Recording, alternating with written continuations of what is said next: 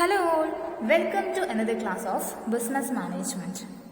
ഇന്ന് നമ്മൾ ഡിസ്കസ് ചെയ്യാൻ പോകുന്നത് major contributors and contributions to management ആണ്.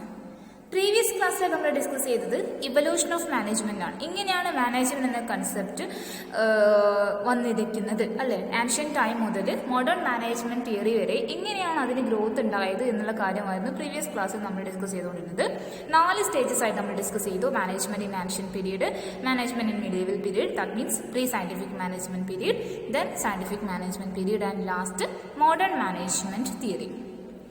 അപ്പോൾ ഈ 4 സ്റ്റേജസിലും സയന്റിഫിക് മാനേജ്മെന്റ് മുതലാണ് ഈ മാനേജ്മെന്റിന് കൂടുതലൊരു അപ്ലിക്കബിലിറ്റി ഉണ്ടായത് നമുക്ക് പറയാൻ സാധിക്കും. മാനേജ്മെന്റ് കൺസെപ്റ്റിന് ഒരു അപ്ലിക്കബിലിറ്റി കൂടുതലായിട്ട് ഉണ്ടായത്, അതേപോലെ തന്നെ അതിന് കൂടുതൽ ഇമ്പോർട്ടൻസ് വന്നതും ഒക്കെ സയന്റിഫിക് മാനേജ്മെന്റ് ആ ഒരു പീരീഡ് മുതലാണ്. ഇപ്പോൾ സയന്റിഫിക് മാനേജ്മെന്റും അതേപോലെ തന്നെ മോഡേൺ മാനേജ്മെന്റ് പീരീഡിലുള്ള മേജർ കോൺട്രിബ്യൂഷൻസും മേജർ കോൺട്രിബ്യൂട്ടേഴ്സുമാണ് നമ്മൾ ഡിസ്കസ് ചെയ്യാൻ പോകുന്നത്. അതിന്റെ ഫസ്റ്റ് പാർട്ടാണ് ഈ വീഡിയോ എന്ന് പറയുന്നത്. ഓക്കെ, അപ്പോൾ മേജർ കോൺട്രിബ്യൂഷൻസും ആ ഒരു കോൺട്രിബ്യൂഷൻസ് നൽകിയ മാനേജ്മെന്റ് ഫിലോസഫേഴ്സിനെ കുറിച്ചിട്ടൊക്കെയാണ് നമുക്ക് ഡിസ്കസ് ചെയ്യാനുള്ളത്. അപ്പോൾ മാനേജ്മെന്റ് എന്ന് പറയുമ്പോൾ നമുക്ക് ആദ്യം ഓടി വരുന്നൊരു പേരാണ് FW ടൈലർ. സോ നമ്മൾ ആദ്യം ഡിസ്കസ് ചെയ്യാൻ പോകുന്നത് ടൈലറിനെ കുറിച്ചിട്ടാണ്. ടൈലറുടെ ലൈഫ് പീരീഡ് എന്ന് പറയുന്നത് 1856 to 1915 ആയിരുന്നു. ടൈലറാണ് സയന്റിഫിക് മാനേജ്മെന്റിന്റെ ഫാദർ എന്നറിയുന്നത്. നമുക്ക് എല്ലാവർക്കും പറയാം, he is considered as the father of scientific management. So FW Taylor or Frederick Winslow Taylor, അദ്ദേഹത്തിന്റെ കാരിയർ അദ്ദേഹം സ്റ്റാർട്ട് ചെയ്തത് ഒരു അപ്രന്റീസ് ആയിട്ടായിരുന്നു. ഒരു ചെറിയ മെഷീൻ വർക്ക് മേക്കിംഗ് ഷോപ്പിൽ, ഫിലാഡൽഫിയയിലുള്ള ഒരു മെഷീൻ ഷോപ്പിൽ അപ്രന്റീസ് ആയിട്ട് 1870s കരിയർ സ്റ്റാർട്ട് ചെയ്ത് അദ്ദേഹം പിന്നീട് സ്റ്റെപ്പ് ബൈ സ്റ്റെപ്പ് ആയിട്ട് ഉയർന്ന് ചീഫ് എഞ്ചിനീയർ ആവുകയും പിന്നീട് കമ്പനീന്റെ കൺസൾട്ടന്റ് ആയിട്ട് വർക്ക് ചെയ്യുകയും ചെയ്തു. അദ്ദേഹത്തിന്റെ എക്സ്പീരിയൻസിന്റെയും അദ്ദേഹത്തിന്റെ എക്സ്പെരിമെന്റ്സിന്റെയും ബേസിൽ അദ്ദേഹം 2 ബുക്സ് തയ്യാറാക്കിയിട്ടുണ്ടായിരുന്നു. അതിന്റെ പേര് ഒന്ന് ഷോപ്പ് മാനേജ്മെന്റും ഒന്ന് പ്രിൻസിപ്പിൾസ് ഓഫ് മാനേജ്മെന്റും ആയിരുന്നു.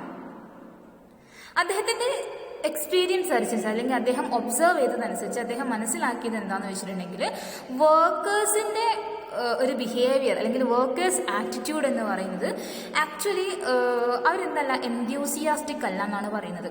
വർക്കേഴ്സ് ഇൻട്രസ്റ്റഡ് അല്ല. അവർ ചെയ്യുന്ന ജോലി ചെയ്യുക മാത്രമാണ് ചെയ്യുന്നത്. അവർ ഇൻട്രസ്റ്റ് ആയിട്ട് ചെയ്യുന്നില്ല, അല്ലെങ്കിൽ അതിൽ എക്സ്ട്രാ ചെയ്യുന്നില്ല, ഹാർഡ് വർക്ക് ചെയ്യുന്നില്ല. എന്താണ് അവരുടെ ജോലി അതൊന്ന് ചെയ്ത് തീർക്കുക എന്ന രൂപേണ മാത്രമാണ് വർക്കേഴ്സ് വർക്ക് ചെയ്യുന്നത് എന്നാണ് FW ടൈലർ ഒബ്സർവ് ചെയ്തത്. ആ ഒരു ഒബ്സർവേഷനിലൂടെ അദ്ദേഹം കൂടുതലായിട്ട് ഈ ഒരു വർക്കേഴ്സിന്റെ എഫിഷ്യൻസിയെ കുറിച്ച് പഠിക്കുകയും അദ്ദേഹം മനസ്സിലാക്കിയൊരു കാര്യം എന്താണെന്ന് വെച്ചിട്ടുണ്ടെങ്കിൽ, ഈ മാനേജ്മെന്റ് എന്ന് പറയുന്ന കൺസെപ്റ്റ് സയന്റിഫിക് ടെക്നിക്സിനെ കുറിച്ചിട്ട് അവെയർ അല്ല എന്ന് മനസ്സിലായി. അല്ലെങ്കിൽ സയന്റിഫിക് ടെക്നിക്സ് മാനേജ്മെന്റിൽ നിന്നും സെപ്പറേറ്റ് ആയി നിൽക്കുകയാണെന്ന് മനസ്സിലായി. അപ്പോൾ ടൈലർ മനസ്സിലാക്കി, മാനേജ്മെന്റ് എന്ന് പറയുന്നത് എപ്പോഴും മാക്സിമം റിസൾട്ട് സെക്യൂർ ചെയ്യേണ്ട ഒരു ഫാക്ടറാണ് അല്ലേ? മാനേജ്മെന്റ് എന്ന് പറയുന്നത് എംപ്ലോയറുടെ വ്യൂ പോയിന്റിലായാലും എംപ്ലോയിയുടെ വ്യൂ പോയിന്റിലായാലും അവർ 2 പേരും ഒരു കോമൺ ഒബ്ജക്റ്റീവിന് വേണ്ടിയിട്ട് അല്ലെങ്കിൽ കോമൺ ഇൻട്രസ്റ്റിന് വേണ്ടിയിട്ട് പ്രവർത്തിച്ച് മാക്സിമം പ്രോസ്പെരിറ്റി അല്ലെങ്കിൽ മാക്സിമം റിസൾട്ട് ഒബ്റ്റെയിൻ ചെയ്യാന്നുള്ളതാണ് ഫോക്കസ് കൊടുക്കേണ്ടത്. പക്ഷെ അത് എന്ത് ചെയ്യുന്നില്ല, അവരുടെ പ്രാക്ടീസ് അല്ലെങ്കിൽ വർക്കിൽ എന്താവുന്നില്ല, റിഫ്ലക്റ്റ് ആവുന്നില്ല. ലേബേഴ്സ് ഇൻഎഫിഷ്യൻ്റ് ആണ്, ഹാർഡ് വർക്ക് ചെയ്യുന്നില്ല എന്നുള്ള കാര്യങ്ങളൊക്കെ മനസ്സിലായി. ഒരുപാട് വേസ്റ്റേജ് ആകും എന്നുള്ള കാര്യങ്ങളൊക്കെ മനസ്സിലായി. അപ്പോൾ FW ടൈലർ സജസ്റ്റ് ചെയ്തു, the management should follow scientific technique അല്ലേ? ഒരു സയന്റിഫിക് അപ്രോച്ച് മാനേജ്മെന്റിനെ അഡോപ്റ്റ് ചെയ്തിട്ടുണ്ടെങ്കിൽ തീർച്ചയായിട്ടും അവിടെ പ്രൊഡക്ടിവിറ്റിയും എഫിഷ്യൻസിയും അച്ചീവ് ചെയ്യാൻ സാധിക്കും. സോ ടൈലറുടെ ആ കോൺട്രിബ്യൂഷനാണ് പിന്നീട് സയന്റിഫിക് മാനേജ്മെന്റ് എന്ന രീതിയിൽ അറിയപ്പെട്ടത്. സോ മാനേജ്മെന്റ് ഫീൽഡിലേക്ക് എന്ത് കൊണ്ടുവരാം? സയന്റിഫിക് ടെക്നിക്സ് യൂസ് ചെയ്യുക, സയന്റിഫിക് അപ്രോച്ച് യൂസ് ചെയ്യുക, അല്ലെങ്കിൽ സയന്റിഫിക് മെത്തേഡ്സ് യൂസ് ചെയ്യുക. അങ്ങനെ എന്തായിട്ട് മാറി? പുതിയൊരു മേഖലയായിട്ട് മാറി. That is scientific management. എന്തായിരിക്കും scientific management? It is a systematic and thoughtful approach. Scientific management എന്ന് പറയുന്നത് സിസ്റ്റമാറ്റിക് ആണ് അല്ലേ? കൃത്യമായിട്ട് പ്രൊസീജിയേഴ്സ് ഉൾക്കൊള്ളുന്ന ഒരു 1 by 1 സ്റ്റെപ്പാണ്, സ്റ്റെപ്പോട് കൂടിയിട്ട് അടങ്ങുന്ന ഒരു പ്രോസസ്സാണ് സയന്റിഫിക് മാനേജ്മെന്റ് എന്ന് പറയുന്നത്. And it is A thoughtful approach also. കൃത്യമായ തോട്ടോട് കൂടിയിട്ട്, കൃത്യമായ ചിന്താഗതിയോട് കൂടിയിട്ട് എംപ്ലോയീസിനെ മാനേജ് ചെയ്ത് കോർഡിനേറ്റ് ചെയ്ത് കൊണ്ടുപോകുന്ന ഒരു കൺസെപ്റ്റാണ് scientific management. And we can say that scientific management is the art of knowing exactly what you want men to do and then seeing that how they do it in the best and cheapest way. Scientific management എന്ന് പറയുന്നത് എന്താണ്? ആർട്ടാണ്. Course management ആർട്ടാണ്, നമ്മൾ already discuss ചെയ്ത് കഴിഞ്ഞാണ്. Scientific management എന്ന് പറയുന്നത് ഒരു ആർട്ടാണ്, ഒരു കലയാണ്. എന്താണ്? Knowing exactly what you want men to do. എന്താണ് human resource? Men means here human resource. എന്താണ് ഹ്യൂമൻ റിസോഴ്സ് ചെയ്യേണ്ടത് എന്ന് കൃത്യമായിട്ട് മനസ്സിലാക്കുകയും and how they do it in the best and cheapest way. എങ്ങനെ അവരത് നല്ല രീതിയിലും ഏറ്റവും ചീപ്പസ്റ്റ് ആയിട്ടുള്ള രീതിയിലും ചെയ്ത് തീർക്കുന്നു എന്ന് കാണിക്കുകയും അല്ലെങ്കിൽ മനസ്സിലാക്കുകയും ചെയ്യുന്ന ഒരു പ്രോസസ്സാണ് അല്ലെങ്കിൽ ഒരു കൺസെപ്റ്റാണ് scientific management. Not the point. Scientific management ഒരു കലയാണ്. എന്താണ് ഹ്യൂമൻ റിസോഴ്സ് ചെയ്യേണ്ടതെന്ന് കൃത്യമായിട്ട് മനസ്സിലാക്കുകയും അവർ അത് ചെയ്യുന്നത് എങ്ങനെയാണെന്നുള്ളത് നമ്മൾ എന്ത് ചെയ്യാൻ നോക്കുക. എങ്ങനെയാണ് അവർ ചെയ്യുന്നത്? That must be in the best and cheapest വേ. ഏറ്റവും നല്ല രീതിയിൽ, ഏറ്റവും ചീപ്പസ്റ്റ് ഫോമിൽ, ഏറ്റവും നല്ല രീതിയിൽ, ഏറ്റവും ചീപ്പസ്റ്റ്. എങ്ങനെയാണ് ചീപ്പസ്റ്റ് ഫോം എന്ന് വെച്ചിട്ടുണ്ടെങ്കിൽ വേസ്റ്റേജ് ഉണ്ടാക്കാതിരിക്കുക, കോസ്റ്റ് റെഡ്യൂസ് ചെയ്തുകൊണ്ട്. ഒരു ഓർഗനൈസേഷനിൽ നമ്പർ ഓഫ് യൂണിറ്റ്സ് അല്ലെങ്കിൽ ഒരു പ്രൊഡക്ഷൻ യൂണിറ്റ് ആണെന്ന് വിചാരിക്കുക. അപ്പോൾ അവിടെ നമ്പർ ഓഫ് യൂണിറ്റ്സ് പ്രൊഡ്യൂസ് ചെയ്യുക എന്ന് പറയുന്നത് it is N easy task അല്ലേ. ഒരു ഡേ 100 യൂണിറ്റ് ഓഫ് പ്രൊഡക്ട്സ് ഉണ്ടാക്കുക അല്ലെങ്കിൽ പ്രൊഡ്യൂസ് ചെയ്യുക എന്ന് പറയുന്നത് അതൊരു ചെറിയ കാര്യമാണ് അല്ലേ. അതിനെ കൂടുതൽ നമ്മൾ അതെല്ലാം അത്ര ബുദ്ധിമുട്ടുള്ള കാര്യമല്ല. ബട്ട് വേസ്റ്റേജ് ഇല്ലാതെ അതേപോലെ തന്നെ ഏറ്റവും കുറഞ്ഞ കോസ്റ്റിൽ ആ 100 യൂണിറ്റ്സ് പ്രൊഡ്യൂസ് ചെയ്യുക എന്ന് പറയുന്നത് ഇറ്റ് ഈസ് ഡിഫിക്കൽട്ട് ടാസ്ക്. അവിടെയാണ് ഓർഗനൈസേഷൻ എഫിഷ്യൻസി ഇൻക്രീസ് ആവുക. ഓക്കെ, അപ്പോൾ ഏറ്റവും ബെസ്റ്റ് ആൻഡ് ചീപ്പസ്റ്റ് വേയിൽ അത് ചെയ്തെടുക്കുക എന്നുള്ളതാണ് സയൻറ്റിഫിക് മാനേജ്മെൻറ്റ് ഇമ്പോർട്ടൻസ് കൊടുക്കുന്നത്. ഓക്കെ, അപ്പോൾ നമുക്ക് നോക്കാം. FW ടൈലർ ചില scientific principles, scientific management principles advocate ചെയ്തിട്ടുണ്ടായിരുന്നു. സോ ആ പ്രിൻസിപ്പിൾസ് ആണ് നമ്മൾ ഇന്ന് ഡിസ്കസ് ചെയ്യാൻ പോകുന്നത്. ടോട്ടൽ 7 പ്രിൻസിപ്പിൾസ് ഉണ്ടായിരുന്നു. 7 സയൻറ്റിഫിക് മാനേജ്മെൻറ്റ് പ്രിൻസിപ്പിൾസ് ആണുള്ളത്. First of all, development of scientific methods അല്ലേ. ടൈലർ സജസ്റ്റ് ചെയ്ത് എന്താ വെച്ചിട്ടുണ്ടെങ്കിൽ സയൻറ്റിഫിക് അപ്രോച്ച് അഡോപ്റ്റ് ചെയ്യുക എന്നുള്ളതാണ്. ഓക്കെ, പ്രീവിയസ്ലി നമ്മൾ ഫോളോ ചെയ്ത ഓർഗനൈസേഷൻ ഫോളോ ചെയ്തിരുന്നത് റൂൾ ഓഫ് തമ്പ് മെത്തേഡ് ആയിരുന്നു. അത് സബ്സ്റ്റിറ്റ്യൂട്ട് ചെയ്തുകൊണ്ട് എന്ത് ചെയ്യുക, വർക്കേഴ്സിന് വർക്ക് അലോക്കേറ്റ് ചെയ്യുന്നത് മുതൽ എല്ലാ കാര്യങ്ങളും, എത്ര ടൈം വർക്ക് ചെയ്യുന്നു, എന്തൊക്കെ ടൂൾസ് യൂസ് ചെയ്യണം, എന്തൊക്കെ മെത്തേഡ്സ് യൂസ് ചെയ്യണം, എല്ലാ കാര്യത്തിലും എന്ത് യൂസ് ചെയ്യുക, സയൻറ്റിഫിക് അപ്രോച്ച് യൂസ് ചെയ്യുക. അതായത് ഇപ്പോൾ ഒരു ഇൻഡിവിജ്വലിനെ സെലക്ട് ചെയ്യുന്നത് മുതൽ, ഒരു ഓർഗനൈസേഷനിലേക്കുള്ള ലേബറിനെ സെലക്ട് ചെയ്യുന്നത് മുതൽ അവർക്ക് പേയ്മെൻറ്റ് കൊടുക്കുന്നതും അവരുടെ വർക്കിംഗ് ടൈമും അവരുടെ പ്രോബ്ലംസ് സൊല്യൂഷൻ കണ്ടെത്തുന്നത് എല്ലാം ഒരു സയൻറ്റിഫിക് മാനർ അല്ലെങ്കിൽ സയൻറ്റിഫിക് ടൂൾസോ സയൻറ്റിഫിക് മെത്തേഡ്സോ യൂസ് ചെയ്യുന്ന രീതിയാണ് നമ്മൾ സയൻറ്റിഫിക് അപ്രോച്ച് അഡോപ്റ്റ് ചെയ്യുക എന്ന് പറയുന്നത്. സോ ആ rule of thumb methods substitute ചെയ്തുകൊണ്ട് മോഡേൺ സയൻറ്റിഫിക് മെത്തേഡ്സ് യൂസ് ചെയ്യുക എന്നുള്ളതാണ് ഏറ്റവും പ്രധാനപ്പെട്ട ഒരു principle, development of scientific methods. Second one, Taylor suggest ചെയ്തത് പ്ലാനിങ് ആയിരുന്നു. സയൻറ്റിഫിക് മാനേജ്മെൻറ്റ് സെൻട്രൽ തീം എന്ന് പറയുന്നത് തന്നെ പ്ലാനിങ് ആണ്. തീർച്ചയായിട്ടും ഒരു ഓർഗനൈസേഷനിൽ പ്ലാനിങ് ഉണ്ടായിരിക്കണം. പ്ലാനിങ് എന്ന് വെച്ചിട്ടുണ്ടെങ്കിൽ നമുക്കറിയാം തിങ്കിങ് ഇൻ അഡ്വാൻസ് ആണ്. ആൻഡ് ഈ ഒരു പ്ലാനിങ് സാധാരണഗതിയിൽ കൺസിഡർ ചെയ്തിരിക്കുന്ന 4 കാര്യങ്ങളാണ്. എന്താണ് ചെയ്യേണ്ടത് അല്ലെങ്കിൽ what work has to be done and how it is to be done അല്ലെ, എങ്ങനെ അത് ചെയ്യണം. And where the work shall be done അല്ലെ, എവിടെ വെച്ച് ചെയ്യണം. And when it will be done അല്ലെ, എപ്പോൾ അത് ചെയ്യണം അല്ലെ. അപ്പോൾ ഇത്രയും കാര്യങ്ങൾ എന്ത് ചെയ്യണം, തീർച്ചയായിട്ടും ഒരു ഓർഗനൈസേഷൻ ഫോക്കസ് ചെയ്യണം. ആൻഡ് ഈ ഒരു പ്ലാനിംഗ് ഡിപ്പാർട്ട്മെൻറ്റ് സെറ്റപ്പ് ചെയ്യണം എന്നുള്ളത് ടൈലർ അഡ്വക്കേറ്റ് ചെയ്തു. ഓരോ ഓർഗനൈസേഷനും ഒരു പ്ലാനിംഗ് ഡിപ്പാർട്ട്മെൻറ്റ് ഉണ്ടാവണം. ആ പ്ലാനിംഗ് ഡിപ്പാർട്ട്മെൻറ്റ് ആയിരിക്കണം എല്ലാ കാര്യങ്ങളും, ഇപ്പോൾ ഇരിക്കുന്ന വർക്ക് എപ്പോൾ ചെയ്യണം, എങ്ങനെ ചെയ്യണം, എവിടെ വെച്ച് ചെയ്യണം എന്നുള്ള കാര്യങ്ങൾ, എപ്പോൾ ചെയ്യണം എന്നുള്ള കാര്യങ്ങളൊക്കെ ഈ പ്ലാനിംഗ് ഡിപ്പാർട്ട്മെൻറ്റ് ആയിരിക്കണം എന്ത് ചെയ്യുന്നത്, അണ്ടർടേക്ക് ചെയ്യുന്നത്. ഓക്കെ, ആൻഡ് അങ്ങനെ പ്ലാൻ ചെയ്യുന്നത് എന്തൊക്കെ കാര്യങ്ങൾ പ്ലാൻ ചെയ്യണം എന്നതാണ് നമ്മൾ ഡിസ്കസ് ചെയ്യാൻ പോകുന്നത്. ആദ്യം നമ്മൾ ചെയ്യുന്നത് standardization of materials, tools and equipments ആണ്. ഓക്കെ, എന്താണ് ആദ്യം നമ്മൾ ഒരു ഓർഗനൈസേഷനിൽ ഉള്ള മെറ്റീരിയൽസും ടൂൾസും എക്യുപ്മെൻറ്റ്സും ഒക്കെ നമ്മൾ എന്ത് ചെയ്യുക, സ്റ്റാൻഡേർഡൈസ് ചെയ്യാം. ഇത് പ്ലാനിംഗ് ഡിപ്പാർട്ട്മെൻറ്റിൻ്റെ ഡ്യൂട്ടിയാണത്. എന്താണ് സ്റ്റാൻഡർഡൈസ് ചെയ്യുകയെന്ന് വെച്ചിട്ടുണ്ടെങ്കിൽ എല്ലാ ടൂൾസും മെറ്റീരിയൽസും, നമ്മൾ വർക്കിന് യൂസ് ചെയ്യുന്ന എല്ലാ ടൂൾസും മെറ്റീരിയൽസും ഒക്കെ നമ്മൾ എന്ത് ചെയ്യുക, ബെസ്റ്റ് ടൂൾസ് ചൂസ് ചെയ്യാം അല്ലേ? എല്ലാ രീതിയിലും അതിൻ്റെ വർക്കിംഗ് കണ്ടീഷൻ ആയാലും ശരി, അല്ലെങ്കിൽ അതിൻ്റെ ക്വാളിറ്റി ആയാലും ശരി, എല്ലാ രീതിയിലും ബെസ്റ്റ് ടൂൾസും മെറ്റീരിയൽസും യൂസ് ചെയ്യുന്നതിനെയാണ് സ്റ്റാൻഡേർഡൈസ് ചെയ്യുക എന്ന് പറയുന്നത്. ഓക്കെ, അത് ആരാണ് അണ്ടർടേക്ക് ചെയ്യുന്നത്? Planning department. അപ്പോൾ ആദ്യമേ നമ്മളിത് പ്ലാൻ ചെയ്ത് വെക്കണം. പിന്നെ നമ്മൾ പ്ലാൻ ചെയ്യേണ്ട ഒരു കാര്യമാണ് ടൈം ആൻഡ് മോഷൻ സ്റ്റഡി. ടൈലറുടെ സ്കീമിലുള്ള മറ്റൊരു പ്രധാനപ്പെട്ട കാര്യമാണ് പ്ലാനിംഗ് ഡിപ്പാർട്ട്മെൻറ്റ് എന്ത് ചെയ്യണം? ഓരോ വർക്കും അല്ലെങ്കിൽ ഓരോ ടാസ്കും ഓരോ വർക്കറും ചെയ്ത് തീർക്കാൻ, പെർഫോം ചെയ്യാൻ വേണ്ടി എത്രത്തോളം ടൈം ആകും, അതേപോലെ തന്നെ ആ ഓരോ വർക്കും ചെയ്യാൻ ഓരോ വർക്കേഴ്സും എത്രത്തോളം മോഷൻ, ദാറ്റ് മീൻസ് എത്രത്തോളം മൂവ്മെൻറ്റ്സ് എടുക്കേണ്ടി വരും എന്നുള്ള കാര്യവും ഡിറ്റർമിൻ ചെയ്യുന്നതാണ് ടൈം ആൻഡ് മോഷൻ സ്റ്റഡി എന്ന് പറയുന്നത്. So, Taylor advocates time and motion study to determine time required to perform a job and the best method of doing work. Time study എന്ന് വെച്ചിട്ടുണ്ടെങ്കിൽ ഒരു ജോബ് പെർഫോം ചെയ്യാൻ ആവശ്യമായിട്ടുള്ള proper time, അല്ലെങ്കിൽ ഏറ്റവും required ആയിട്ടുള്ള ടൈം, കൃത്യമായിട്ട് വേണ്ട സമയം. ഇപ്പോൾ ചിലപ്പോൾ ഒരു പ്രൊഡക്റ്റ് പ്രൊഡ്യൂസ് ചെയ്യാൻ ചിലപ്പോൾ 10 മിനിറ്റ് മതിയേക്കാം. പക്ഷേ ഓർഗനൈസേഷൻ ഇൻഎഫിഷ്യൻസി മൂലം ചിലപ്പോൾ ഒരു ഓർഗനൈസേഷനിൽ 15 മിനിറ്റോ 20 മിനിറ്റോ എടുത്തിട്ടുണ്ടെങ്കിൽ ആ ഓർഗനൈസേഷൻ പ്രോപ്പറായിട്ട് റൺ ചെയ്ത് പോകാൻ സാധിക്കില്ല. അപ്പോൾ ഓരോ ടാസ്കും ചെയ്യാൻ ഇത്ര ടൈം എന്നുള്ളത് കൃത്യമായിട്ട് ഡിറ്റർമിൻ ചെയ്യുക എന്നതാണ് ടൈം സ്റ്റഡിയിൽ കൂടെ ഉദ്ദേശിക്കുന്നത്. അതേപോലെ തന്നെ ഓരോ വർക്ക് ചെയ്യാനും ആവശ്യമായിട്ടുള്ള ബെസ്റ്റ് മെത്തേഡും ഓപ്റ്റ് ചെയ്യാം, അല്ലെങ്കിൽ ആ ഒരു എത്രത്തോളം മൂവ്മെൻറ്റ്സ് നടത്തുന്നുള്ളത് ഓപ്റ്റ് ചെയ്യാം. ഒരേ ഒരു സ്റ്റെപ്പിലൂടെ അണ്ടർടേക്ക് ചെയ്യാവുന്ന ഒരു പ്രൊഡക്ഷൻ പ്രോസസ്സ് 4-5 സ്റ്റെപ്സിലൂടെയൊക്കെ കടന്നു പോകുമ്പോൾ അവിടെ ഓവർ ആയിട്ടുള്ള മൂവ്മെൻറ്റ്സ് ആണ് ഉണ്ടാവുക. അപ്പോൾ അത് അവിടെ എന്തായിരിക്കും? പ്രോബ്ലംസ് ഉണ്ടാക്കും. അപ്പോൾ അത്രയും കാര്യങ്ങളൊക്കെ ശ്രദ്ധിക്കാം. അപ്പം ബെസ്റ്റ് മെത്തേഡ് ഓഫ് ഡൂയിങ് വർക്കും ചൂസ് ചെയ്യുക, അല്ലെങ്കിൽ ഡിറ്റർമിൻ ചെയ്യുക. അതേപോലെ തന്നെ proper time required to perform a ജോബും ഡിറ്റർമിൻ ചെയ്യുന്നതാണ് ടൈം ആൻഡ് മോഷൻ സ്റ്റഡിയിൽ പറയുന്നത്. ഞാൻ ഇതും അണ്ടർടേക്ക് ചെയ്യുന്നത് ആരായിരിക്കണം? പ്ലാനിംഗ് ഡിപ്പാർട്ട്മെൻറ്റ് ആയിരിക്കണം. അപ്പോൾ രണ്ടാമത്തെ പ്രിൻസിപ്പിൾ എന്തായിരുന്നു? പ്ലാനിംഗ് ആയിരുന്നു. എല്ലാ കാര്യവും ഒരു ഓർഗനൈസേഷനിൽ ഒരു പ്ലാനിംഗ് ഡിപ്പാർട്ട്മെൻറ്റ് ഉണ്ടായിരിക്കുകയും വേണം. അതേപോലെ തന്നെ എല്ലാ കാര്യങ്ങളും ഈ പ്ലാനിംഗ് ഡിപ്പാർട്ട്മെൻറ്റ് അണ്ടർടേക്ക് ചെയ്യുകയും വേണം. Then scientific selection and training of workers. Taylor suggest ചെയ്ത മറ്റൊരു കാര്യമായിരുന്നു ഈ ഓർഗനൈസേഷനിലെ വർക്ക് ഫോഴ്സിലെ ഓർഗനൈസേഷനിലെ വർക്കേഴ്സിനെ സെലക്ട് ചെയ്യാനും അവർക്ക് ട്രെയിനിങ് കൊടുക്കാനും അവർക്ക് ഡെവലപ്മെൻറ്റിന് വേണ്ടിയിട്ടും ഒക്കെ സയൻറ്റിഫിക് മെത്തേഡ്സ് ചൂസ് ചെയ്യാൻ, അല്ലെങ്കിൽ സജസ്റ്റ് ചെയ്യാനുള്ളത്.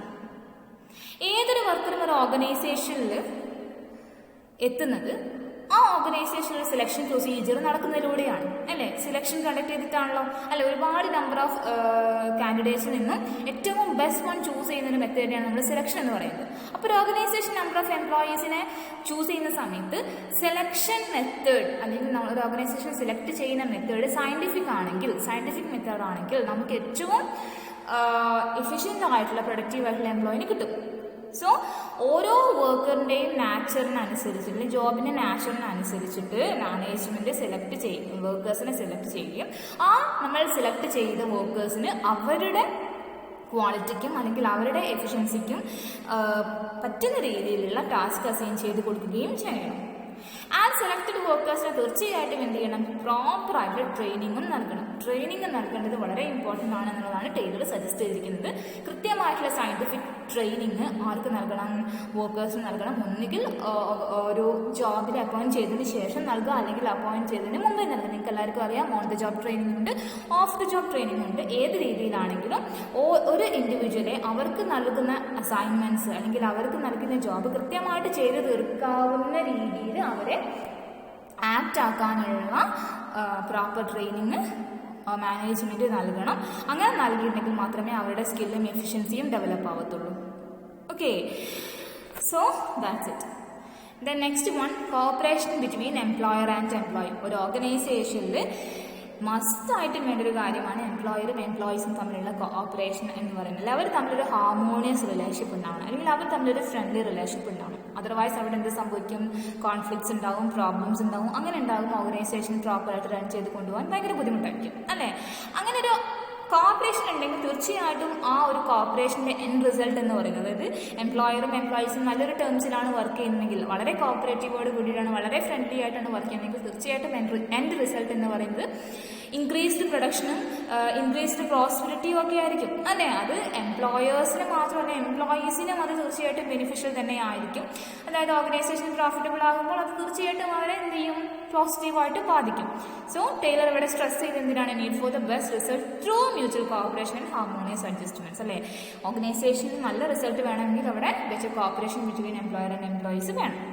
The next one, division of work between management and the workers. Taylor advocate ചെയ്ത മറ്റൊരു കാര്യമാണ് റെസ്പോൺസിബിലിറ്റി മാനേജ്മെന്റിന്റെ വർക്കേഴ്സിന്റെ ഇടയിൽ എന്ത് ചെയ്യുക, ഡിവൈഡ് ചെയ്യാം. അങ്ങനെ ഡിവൈഡ് ചെയ്യുന്നിട്ടുണ്ടെങ്കിൽ ആ ഡ്യൂട്ടീസ് കൃത്യമായിട്ട് പെർഫോം ചെയ്യാൻ എഫിഷ്യൻ്റ് ആയിരിക്കും, അല്ലെങ്കിൽ കൃത്യമായിട്ട് പെർഫോം ചെയ്യാൻ സാധിക്കും. അദ്ദേഹത്തിൻ്റെ ഐഡിയ എന്താണെന്ന് വെച്ചിട്ടുണ്ടെങ്കിൽ planning should B separate from execution. ഈ പ്ലാൻ ചെയ്യുന്നതും എക്സിക്യൂട്ട് ചെയ്യുന്നതും തമ്മിൽ എന്തായിരിക്കണം, വ്യത്യാസം ഉണ്ടായിരിക്കണം, അത് സെപ്പറേറ്റ് ആയിരിക്കണം. Planning and supervision of work should be the responsibility of manager, while execution of the planned work is the responsibility of employee. അല്ലേ, എന്ത് വർക്ക് ചെയ്യണം എന്നുള്ളത് പ്ലാൻ ചെയ്യുന്നതും അത് സൂപ്പർവൈസ് ചെയ്യുന്നതും മാനേജേഴ്സും, അത് എക്സിക്യൂട്ട് ചെയ്യുന്നത് ആരുമായിരിക്കണം, എംപ്ലോയീസും ആയിരിക്കണം. ആ ഒരു കൺസെപ്റ്റിൽ അദ്ദേഹം പ്രിപ്പയർ ചെയ്ത ഒരു കൺസെപ്റ്റാണ് ഫങ്ഷണൽ ഫോർമാൻ എന്ന് പറയുന്നത്. ഈ ഫങ്ഷണൽ ഫോർമാൻ റെക്കമെൻഡ് ചെയ്യുന്നത് വെച്ചിട്ടുണ്ടെങ്കിൽ ഈ ഫോർമാൻ ഫങ്ഷൻ അക്കൗണ്ട് അല്ലെങ്കിൽ ഫങ്ഷൻ അക്കൗണ്ട് ആയിട്ടുള്ള കാര്യങ്ങളാണ് ചെയ്യുന്നത്. അതല്ലാതെ നമ്പർ ഓഫ് വർക്കേഴ്സിനെ എത്രത്തോളം സൂപ്പർവൈസ് ചെയ്യുന്ന രീതിയിലല്ല. ഫങ്ഷണൽ ഫോർമാൻഷിപ്പ് എന്ന് വെച്ചിട്ടുണ്ടെങ്കിൽ ഡിവിഷൻ ഓഫ് ലേബർ, ഓരോ എന്താ പറയുക മേഖലയിലേക്കുള്ള, ഇപ്പോൾ സപ്പോസ് നമ്മളിപ്പോൾ ഫിനാൻഷ്യൽ റിസോഴ്സസ് ആണ് നമ്മൾ എന്താ പറയുക മാനേജ് ചെയ്യുന്നത് വിചാരിക്കാം.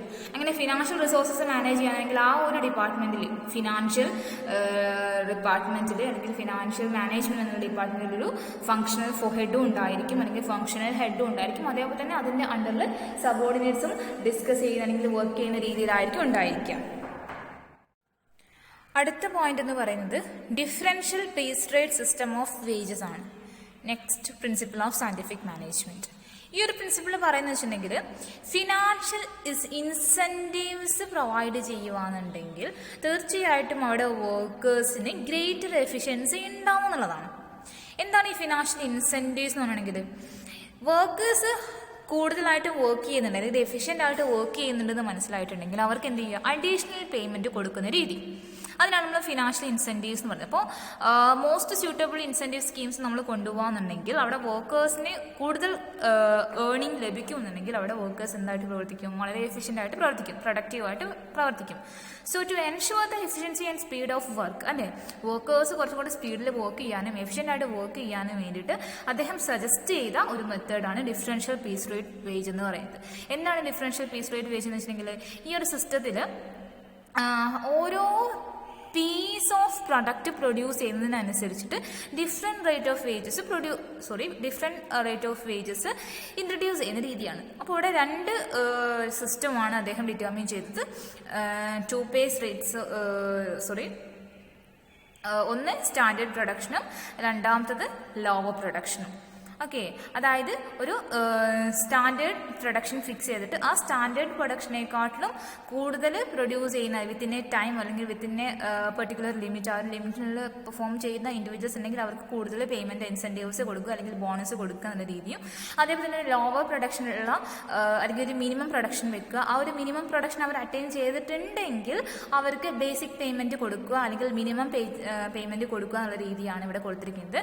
അപ്പോൾ ഒരു സ്റ്റാൻഡേർഡ് ആൻഡ് അബോവ് പെർഫോം ചെയ്യുന്ന ഇൻഡിവിജ്വൽസ് ആണെങ്കിൽ അല്ലെങ്കിൽ വർക്കേഴ്സ് ആണെങ്കിൽ തീർച്ചയായിട്ടും അവർക്ക് കൂടുതൽ പേയ്മെൻറ്റ് കിട്ടും. അപ്പോൾ കൂടുതലായിട്ടും വർക്കേഴ്സ് അതിലെന്ത് ചെയ്യും, ഫോക്കസ് ചെയ്യും, അല്ലെങ്കിൽ കൂടുതൽ എഫിഷ്യൻ്റ് ആയിട്ട് വർക്ക് ചെയ്യാനും വർക്കിൻ്റെ സ്പീഡ് കൂട്ടാനും ഒക്കെ എന്ത് ചെയ്യും, വർക്കേഴ്സ് ശ്രമിക്കും എന്നുള്ളതാണ്. And last one, mental revolution. അദ്ദേഹത്തിൻ്റെ കാഴ്ചപ്പാടനുസരിച്ചിട്ട് ഓർഗനൈസേഷൻ്റെ ഔട്ട്ലുക്ക് തന്നെ മാറും. ഓർഗനൈസേഷനിലേക്ക് എന്ത് കൊണ്ടുവന്നിട്ടുണ്ടെങ്കിൽ, സയൻറ്റിഫിക് അപ്രോച്ച് കൊണ്ടുവന്നിട്ടുണ്ടെങ്കിൽ കംപ്ലീറ്റ് ചേഞ്ച് ഓർഗനൈസേഷനിൽ വേണം. എംപ്ലോയീസിൻ്റെയും എംപ്ലോയറുടെയും ആറ്റിറ്റ്യൂഡ് മാറണം. അങ്ങനെ കംപ്ലീറ്റ് ആയിട്ട് ഔട്ട്ലുക്കും ആറ്റിറ്റ്യൂഡും മാറിയിട്ടുണ്ടെങ്കിൽ മാത്രമേ ഉള്ളൂ സയൻറ്റിഫിക് മാനേജ്മെൻറ്റ് കംപ്ലീറ്റ് ആയിട്ട് അഡോപ്റ്റ് ചെയ്തു നമുക്ക് പറയാൻ സാധിക്കുള്ളൂ. സോ സയൻറ്റിഫിക് മാനേജ്മെൻറ്റ് അത്തരത്തിൽ ഒരു ചേഞ്ച് എല്ലാവരിലും ഉണ്ടെങ്കിൽ മാത്രമേ സയൻറ്റിഫിക് മാനേജ്മെൻറ്റ് എന്താവത്തുള്ളൂ, സക്സസ് ആവത്തുള്ളൂ. Otherwise it will be fruitless. അതിനെക്കൊണ്ട് പ്രത്യേകിച്ച് എന്തില്ല, ഒരു ഉപകാരമൊന്നും ഉണ്ടാവില്ല. സോ അത്തരത്തിൽ ഈ വർക്കേഴ്സിൻ്റെയും അല്ലെങ്കിൽ അതേപോലെ തന്നെ എംപ്ലോയേഴ്സിൻ്റെയൊക്കെ ഔട്ട്ലുക്കും അല്ലെങ്കിൽ അവരുടെ ആറ്റിറ്റ്യൂഡൊക്കെ ചേഞ്ച് ചെയ്യുന്നതിനെ അല്ലെങ്കിൽ അവരുടെ മെൻ്റൽ ആറ്റിറ്റ്യൂഡ് ഉണ്ടാകുന്ന ചേഞ്ചിനെയാണ് മെൻ്റൽ റെവല്യൂഷൻ എന്ന് ടൈലർ പറഞ്ഞിരിക്കുന്നത്.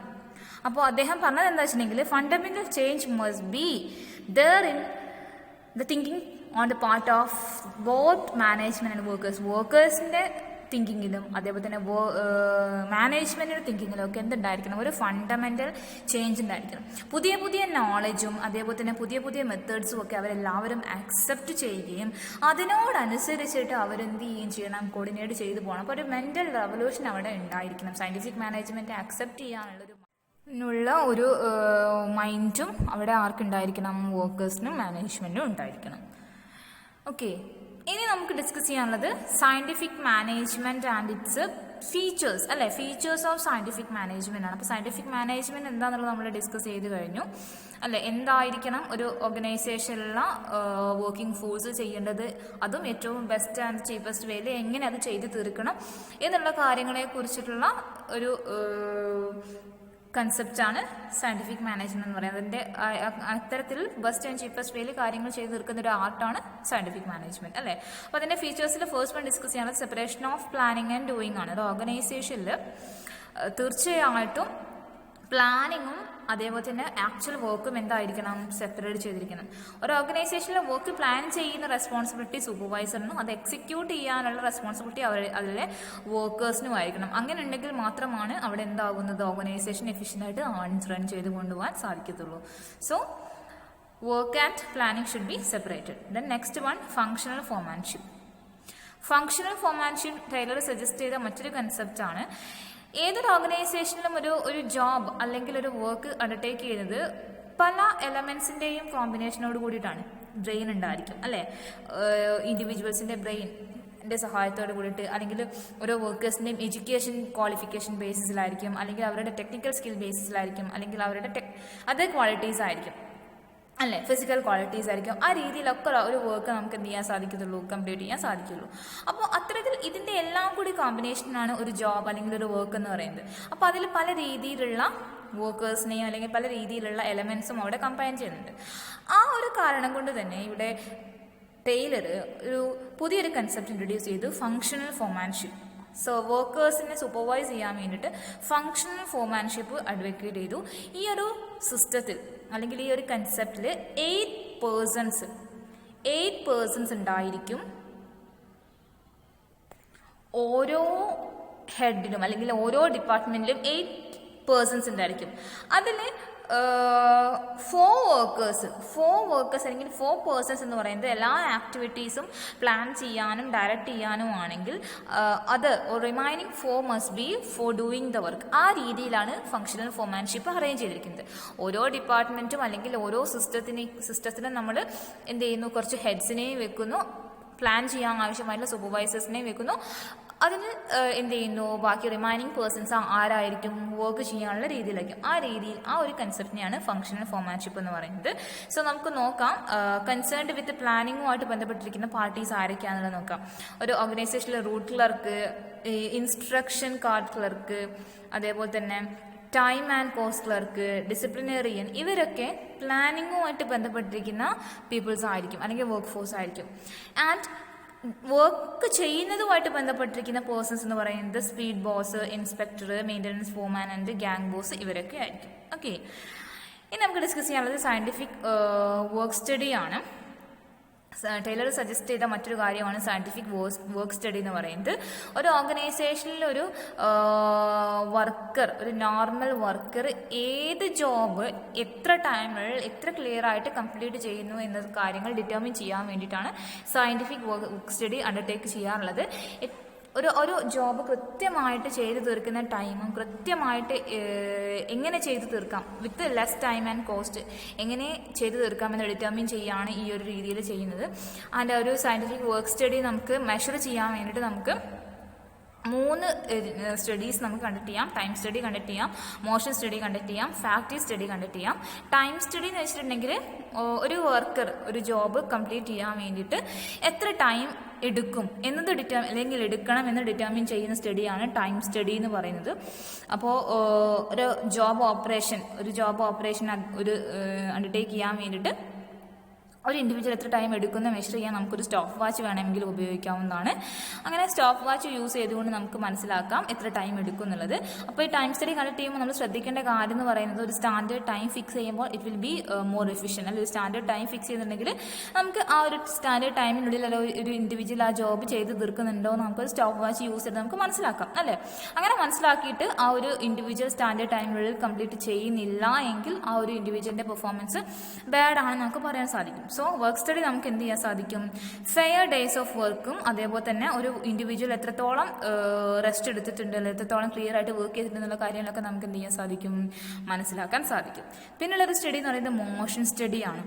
മൂവ്മെന്റ്സ് മനസ്സിലാക്കാൻ വേണ്ടിയിട്ടുള്ള സ്റ്റഡിയാണ് മോഷൻ സ്റ്റഡി എന്ന് പറയുന്നത്. ഒരു വർക്ക് ചെയ്യുമ്പോൾ ഒരു വർക്കേഴ്സ് നടത്തുന്ന മൂവ്മെന്റ്സ്, അതായത് ഇപ്പോൾ ഒരു പ്രൊഡക്റ്റ് പ്രൊഡ്യൂസ് ചെയ്യുന്നത് 5 സ്റ്റേജസിലൂടെയാണെങ്കിൽ ചില വർക്കേഴ്സ് 5 സ്റ്റേജസിലല്ലാതെ 6-7 സ്റ്റേജസിലൂടെ കവർ ചെയ്യുന്നുണ്ടെങ്കിൽ, അതായത് അധികം steps, that means unnecessary movements അവർ എടുക്കുന്നുണ്ടെങ്കിൽ അത് ഓർഗനൈസേഷനെ നെഗറ്റീവായിട്ടാണ് ബാധിക്കുക.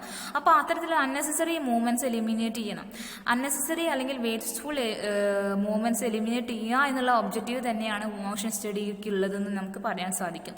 അപ്പോൾ കൃത്യമായിട്ടുള്ള മൂവ്മെന്റ്സ് ഒരു വർക്ക് ചെയ്ത് തീർക്കാൻ ആവശ്യമായിട്ടുള്ള റിക്വയർഡ് മൂവ്മെന്റ്സ് മനസ്സിലാക്കാനുള്ള സ്റ്റഡിയാണ് മോഷൻ സ്റ്റഡി എന്ന് പറയുന്നത്. അപ്പോൾ മോഷൻ സ്റ്റഡി നടത്തുമ്പോൾ നമുക്ക് ടൈം സേവ് ചെയ്യാനും കോസ്റ്റ് സേവ് ചെയ്യാനും ഒക്കെ സാധിക്കും. പിന്നെ അത് ഫാറ്റിഗ് സ്റ്റഡിയാണ്. ഒരു ഓർഗനൈസേഷനിലെ വർക്കേഴ്സ് അവർക്ക് ഒരു വർക്ക് ചെയ്ത് കംപ്ലീറ്റ് ചെയ്യുന്നതിനിടയിൽ എത്രത്തോളം റെസ്റ്റ് റിക്വയർഡ് ആണ് എന്നത് കാണിക്കുന്ന, അല്ലെങ്കിൽ ആ റെസ്റ്റ് ടൈം നമുക്ക് മനസ്സിലാക്കാൻ ഹെൽപ്പ് ചെയ്യുന്ന ഒരു സ്റ്റഡിയാണ് ഫാറ്റിഗ് സ്റ്റഡി എന്ന് പറയുന്നത്. തീർച്ചയായിട്ടും ഒരു ലോങ് ഡ്യൂറേഷൻ വർക്കൊക്കെയാണ് ഓർഗനൈസേഷൻ നടക്കുന്നതെങ്കിൽ, റെസ്റ്റ് കൊടുക്കാതെ നടത്തുന്ന ഒരു വർക്ക് ആണെന്നുണ്ടെങ്കിൽ തീർച്ചയായിട്ടും അവിടെ ഫാറ്റിഗ് ഉണ്ടാകാൻ, എക്സ്ഹോസ്റ്റേഷനൊക്കെ ഉണ്ടാകാനൊക്കെ ഉള്ള സാധ്യത ഉണ്ടാവും.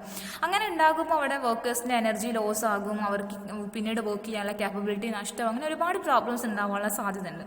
അപ്പോൾ അത് ഓർഗനൈസേഷനിലുള്ള വർക്കേഴ്സിൻ്റെ ഹെൽത്തിനെ ബാധിക്കും, ഓർഗനൈസേഷനെ കംപ്ലീറ്റ് ആയിട്ട് ബാധിക്കും.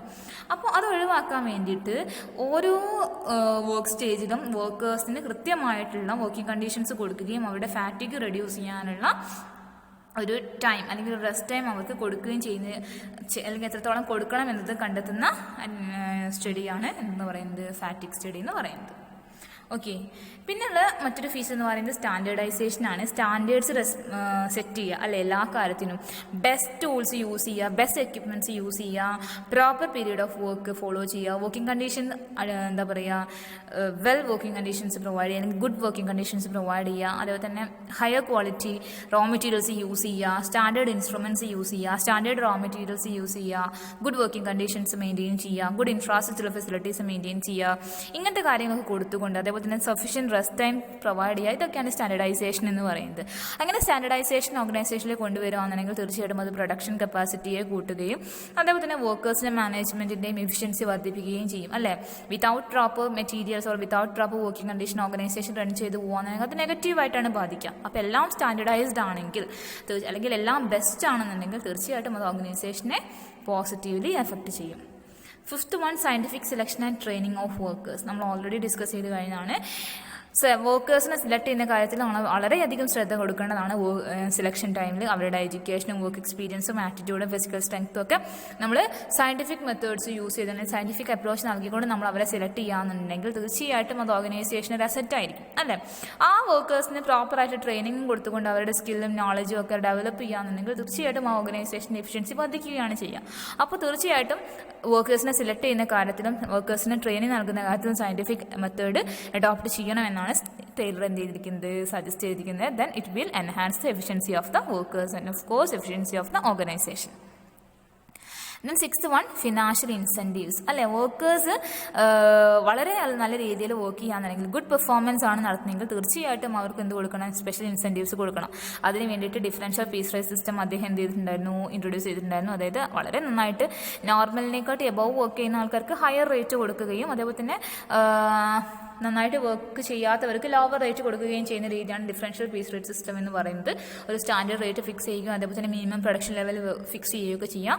സ്റ്റാൻഡേർഡ് അബോവ് വർക്ക് ചെയ്യുന്നുണ്ടെങ്കിൽ തീർച്ചയായിട്ടും വേജ് പ്ലസ് അഡീഷണൽ ഇൻസെൻറ്റീവ്സ് കൊടുക്കുകയും അതേപോലെ തന്നെ ഒരു മിനിമം സ്റ്റാൻഡേർഡ് ആണ് അവർ, അല്ലെങ്കിൽ ഒരു മിനിമം ലെവൽ ഓഫ് പ്രൊഡക്ഷൻ മാത്രമാണ് അവർ അറ്റൈൻ ചെയ്യുന്നെങ്കിൽ ലോ റേറ്റ് ഓഫ് പേയ്മെൻറ്റ് കൊടുക്കുകയും ചെയ്യുക എന്നുള്ളതാണ് ഈ ഒരു ഡിഫറൻഷ്യൽ പീസ് റേറ്റ് സിസ്റ്റത്തിൽ ഫോളോ ചെയ്യുന്നത്. ദ നെക്സ്റ്റ് വൺ മറ്റൊരു ഫീച്ചർ എന്ന് പറയുന്നത് ഇക്കണോമിയാണ്. തീർച്ചയായിട്ടും ഒരു ഓർഗനൈസേഷൻ്റെ ഇക്കണോമിക്ക് അല്ലെങ്കിൽ പ്രോഫിറ്റിന് നമ്മൾ എന്ത് കൊടുക്കണം, പ്രാധാന്യം കൊടുക്കണം. അതിന് വേണ്ടിയിട്ട് മാനേജ് ചെയ്ത് കൊണ്ടുപോകാമെന്ന് പറയുമ്പോൾ ഈ വർക്കേഴ്സിനെ മാനേജ് ചെയ്ത് മാത്രം പോരാ, അല്ലെങ്കിൽ അവർക്ക് പ്രോപ്പർ ട്രെയിനിങ്ങും അവർക്ക് പ്രോപ്പർ ഡയറക്ഷനും കൊടുത്താൽ മാത്രം പോരാ. നമ്മൾ എന്തിനും കൂടി ഇമ്പോർട്ടൻസ് കൊടുക്കണം, ഇക്കണോമിക്ക് ഇമ്പോർട്ടൻസ് കൊടുക്കണം. അതിനെന്ത് ചെയ്യണം, നമ്മൾ കോസ്റ്റ് എസ്റ്റിമേറ്റ്സ് ഒക്കെ നമ്മൾ നടത്തണം. അതായത് ഒരു ഓർഗനൈസേഷൻ റൺ ചെയ്ത് കൊണ്ടുപോകും എത്രത്തോളം കോസ്റ്റ് ഇൻകേർഡ് ആവുന്നുണ്ട്, ആ കോസ്റ്റ് നമുക്ക് എങ്ങനെ കൺട്രോൾ ചെയ്യാം, ആ കോസ്റ്റ് നമുക്ക് എങ്ങനെ റിഡ്യൂസ് ചെയ്യാം എന്നുള്ള കാര്യങ്ങളെക്കുറിച്ചൊക്കെ നമ്മൾ എന്ത് ചെയ്യണം, ചിന്തിക്കണം. മാനേജ്മെന്റ് ചിന്തിക്കണം. So cost estimates and control should be adopted. അതിന് ആവശ്യമായിട്ടുള്ള ടെക്നിക്സ് നമ്മൾ എന്ത് ചെയ്യണം, ഫോളോ ചെയ്യണം. കോസ്റ്റ് കൺട്രോൾ ആൻഡ് എക്കണോമി നടത്തിയിട്ടുണ്ടെങ്കിൽ മാത്രമേ ഉള്ളൂ ഓർഗനൈസേഷനിൽ നമുക്ക് പ്രോഫിറ്റ് ഉണ്ടാവുകയും അതുവഴി വർക്കേഴ്സിന് പ്രോപ്പറായിട്ടുള്ള വേജൊക്കെ നമുക്ക് എന്ത് ചെയ്യാൻ സാധിക്കുള്ളൂ, കൊടുക്കാൻ സാധിക്കും. അത് നമ്മൾ ശ്രദ്ധിക്കേണ്ട കാര്യമാണ്. പിന്നെ last one mental revolution already പറഞ്ഞ കാര്യമാണ്. ഈ മെൻ്റൽ റെവല്യൂഷൻ എന്ന് പറയുന്നത് സയൻറ്റിഫിക് അപ്രോച്ചസ് ഓർഗനൈസേഷനിലേക്ക് നമ്മൾ അഡോപ്റ്റ് ചെയ്യുന്ന സമയത്ത് അത് എല്ലാവരും ആക്സെപ്റ്റ് ചെയ്യണം. ബോത്ത് മാനേജ്മെൻറ്റ് ആൻഡ് വർക്കേഴ്സ്, അല്ലെ മാനേജ്മെൻറ്റും ആ ഒരു ചേഞ്ചിനെ, ഫണ്ടമെൻ്റൽ ചേഞ്ചിനെ ആക്സെപ്റ്റ് ചെയ്യണം. അതേപോലെ തന്നെ വർക്കേഴ്സും ആക്സെപ്റ്റ് ചെയ്തെങ്കിൽ മാത്രമേ സയൻറ്റിഫിക് മാനേജ്മെൻറ്റ് സക്സസ് ആവത്തുള്ളൂ. അപ്പോൾ ഇത്രയുമാണ് സയൻറ്റിഫിക് മാനേജ്മെൻറ്റിനെ ഡിസ്കസ് ചെയ്യാനുള്ളത്. നിങ്ങൾക്ക് ക്ലിയർ ആയി എന്ന് വിശ്വസിക്കുന്നു. താങ്ക്